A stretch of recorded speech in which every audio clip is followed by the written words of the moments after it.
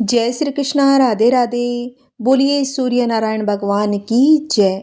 आइए भक्तों, आज हम इस वीडियो में सुनेंगे सूरज रोट के व्रत की कहानी।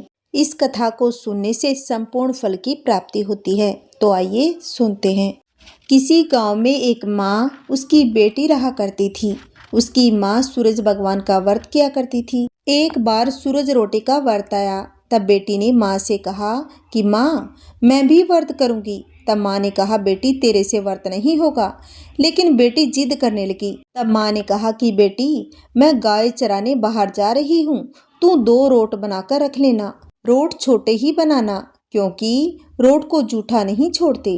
रोटे के आटे में नमक मत डालना, यह अलूना होता है। माँ ऐसा कहकर गाय चराने चली गई। बेटी रोट बनाने लगी। तभी सूरज भगवान एक साधु बाबा का वेश बनाकर वहां आए और भिक्षा मांगने लगे।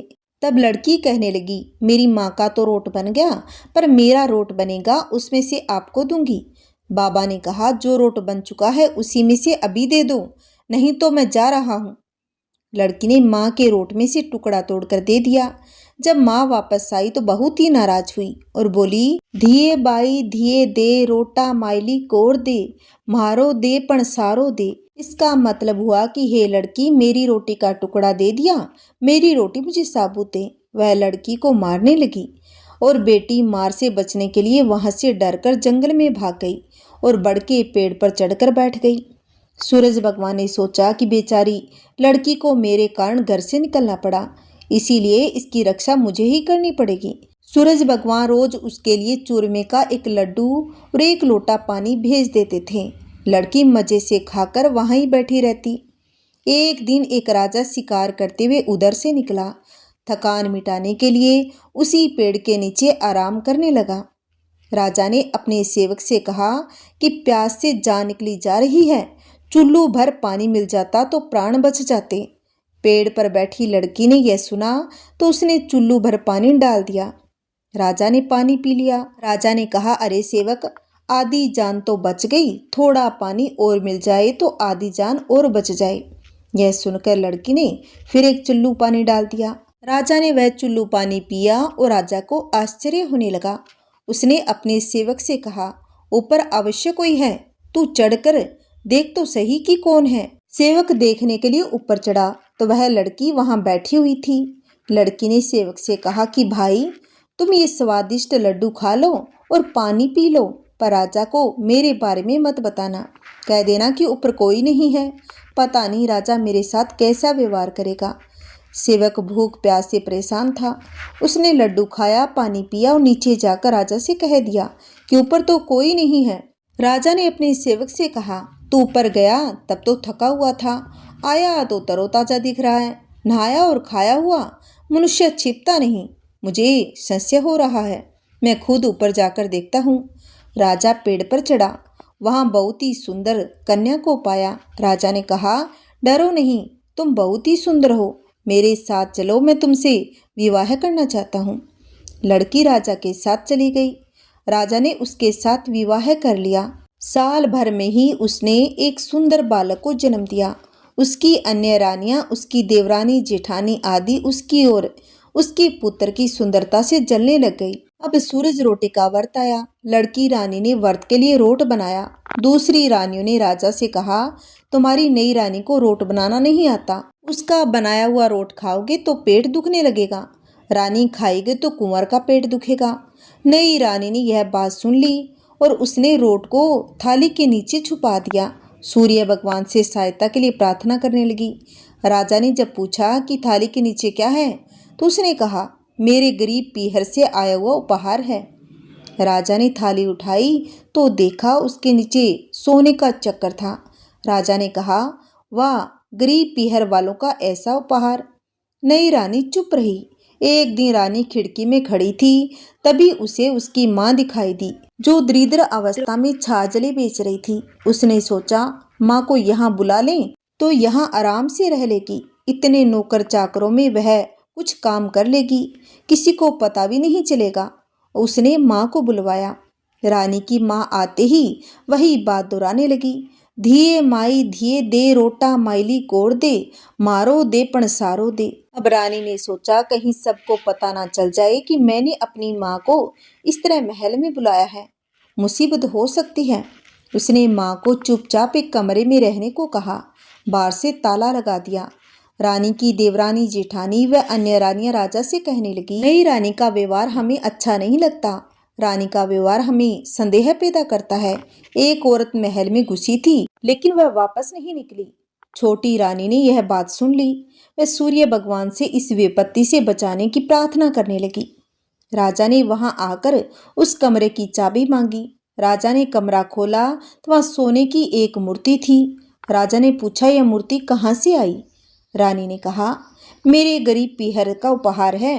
राजा ने कहा, तुम्हारे गरीब पीहर से इतने कीमती उपहार आते हैं, मुझे तुम्हारा पीहर देखना है, हम वहां चलेंगे। रानी ने फिर सूरज भगवान से मदद मांगी। सूरज भगवान ने कहा कि मैं सवा पहर की व्यवस्था तो कर दूंगा, लेकिन फिर मुझे नगरी में उजाला करने जाना होगा। सूर्य भगवान ने जंगल में माया नगरी बसा दी। महल, झरोके, बाग बगीचे, रिश्तेदार आदि सब माया से बना दिए। महल की रसोई में कई प्रकार के व्यंजन बन रहे थे। सबसे मिलकर और खा पीकर रानी ने राजा से वापस चलने को कहा। राजा ने कहा कि जल्दी क्या है, थोड़ा आराम कर लें। रानी ने बड़ी मुश्किल से राजा को वापस चलने के लिए मना लिया और वे वहां से रवाना हो गए। थोड़ी दूर आगे जाने के बाद राजा को ध्यान आया कि उनकी कटार वहीं रह गई। राजा ने सेवक को कटार लाने भेज दिया। सेवक वहां गया तो देखा कि वह जंगल के सिवा कुछ भी नहीं था। कटार झाड़ी में पड़ी हुई थी। कटार लेकर सेवक आया। उसने यह सब राजा को बता दिया। राजा को पहले ही शक था।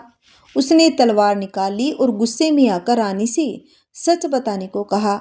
रानी ने सब कुछ सच सच कह डाला और सूरज भगवान की कृपा और मदद के बारे में भी सब बता दिया।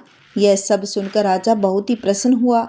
रानी को सूरज रोट का व्रत अच्छे से करने को कहा। अब रानी का मान और भी बढ़ गया। हे सूरज भगवान, जैसा सुख उस लड़की को दिया वैसा ही सुख कहानी कहने वाले, सुनने वाले, हुंकार भरने वाले सब परिवार को देना। बोलिए सूरज भगवान की जय। आइए अब सुनते हैं रविवार के व्रत में सुनी जाने वाली सूर्य नारायण की एक और कथा। प्राचीन काल में किसी नगर में एक बुढ़िया रहा करती थी।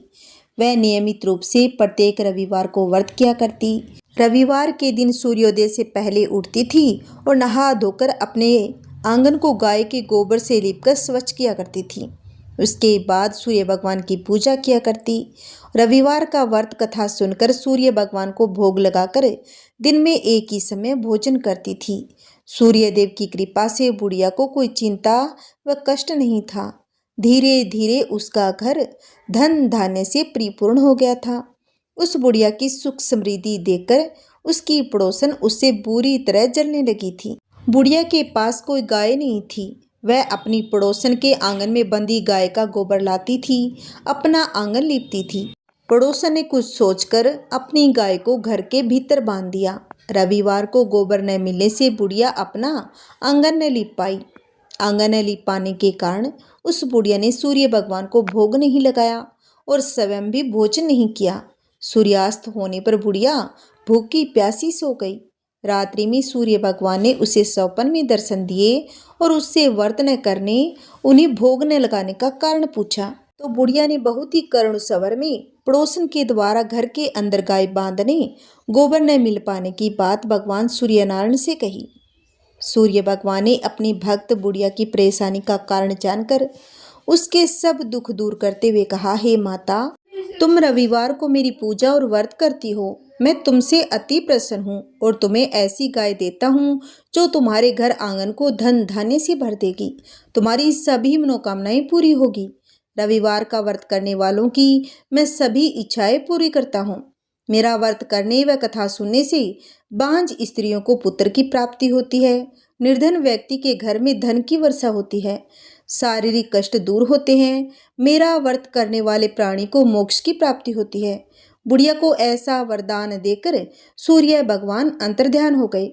सुबह सूर्योदय से पूर्व उस बुढ़िया की आंख खुली तो वह अपने आंगन में एक सुंदर गाय और बछड़ा को देखकर आश्चर्यचकित हो गई। गाय को आंगन में बांधकर उसने गाय को चारा लाकर खिलाया। पड़ोसन ने उस बुढ़िया के आंगन में बंधी सुंदर गाय और बछड़े को देखा तो वह उससे और भी अधिक ईर्ष्या करने लगी।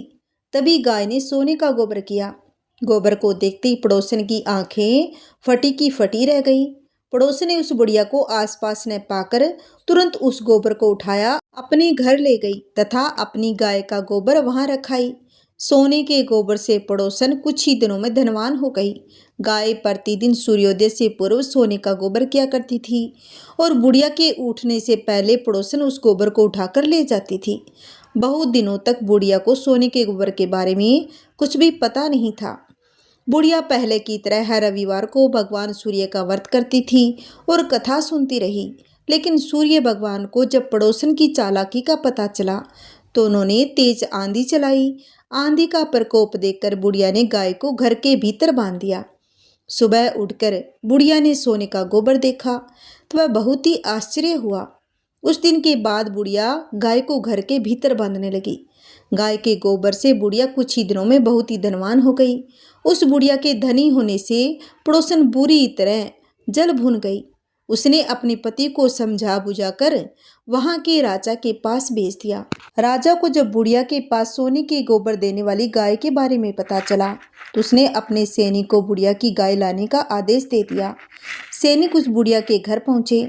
उस समय बुढ़िया सूर्य भगवान को भोग लगाकर स्वयं भोजन करने ही वाली थी। राजा के सैनिकों ने गाय और बछड़े को खोला और अपने साथ महल की ओर ले चले। बुढ़िया ने सैनिकों से गाय उसके बछड़े को न ले जाने की प्रार्थना की। बहुत रोई चिल्लाई लेकिन सैनिक नहीं माने। गाय व बछड़े के चले जाने से बुढ़िया को अत्यंत ही दुख हुआ। उस दिन उसने कुछ नहीं खाया। सारी रात सूर्य भगवान से गाय व बछड़े को लौटाने के लिए प्रार्थना करती रही। सुंदर गाय को देखकर राजा बहुत ही खुश हुआ। सुबह जब राजा ने सोने का गोबर देखा तो उसके आश्चर्य का कोई ठिकाना न रहा। उधर सूर्य भगवान को भूखी प्यासी बुढ़िया को इस तरह प्रार्थना करते देख उस बुढ़िया पर दया आ गई। उसी रात सूर्य भगवान ने राजा को सौंपन दिया कि राजन, बुढ़िया की गाय और बछड़ा शीघ्र लौटा दो, नहीं तो तुम पर विपत्तियों का पहाड़ टूट पड़ेगा।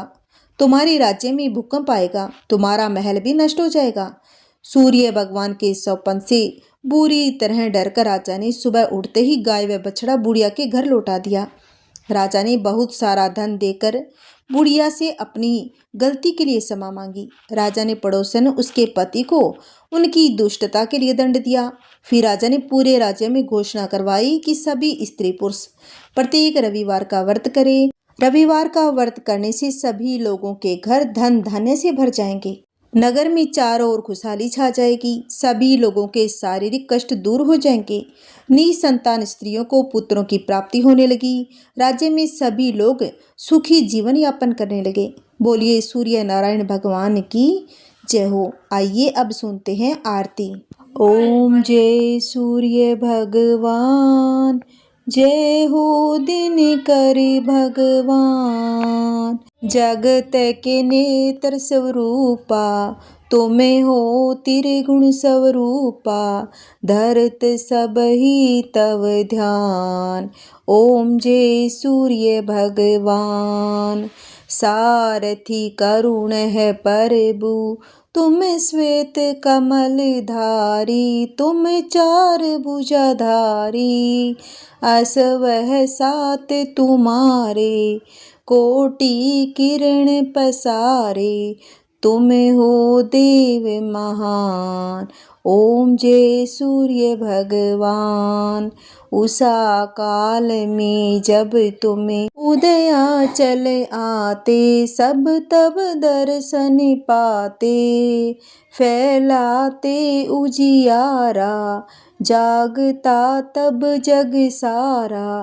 करे सब तब गुणगान, ओम जय सूर्य भगवान। संध्या में भुवनेश्वर अस्ताचल जाते, गोधन तब घर आते, गोधूली बेला में हर घर हर आंगन में हो तब महिमा गान। ओम जय सूर्य भगवान, देव दनुज नर नारी, ऋषि मुनिवर भजते, आदित्य हृदय जपते, स्त्रोत ये मंगलकारी, इसकी है रचना न्यारी, दे नव जीवन दान। ओम जय सूर्य भगवान, प्राणों का सिंचन करके भक्तों को अपने देते, बल बुद्धि और ज्ञान। ओम जय सूर्य भगवान, भूचर जलचर खेचर, सबके हो प्राण तुम्ही, सब जीवों के प्राण तुम्ही, वेद पुराण बखाने, धर्म सभी तुम्हें मान, तुम हो सर्वशक्तिमान। ओम जय सूर्य भगवान, पूजन करती दिशाएं, पूजे 10 दिक्पाल, तुम भक्तों के प्रतिपाल, रीत में तुम्हारी दासी, तुम आश्वत विनाशी, शुभकारी असुमान।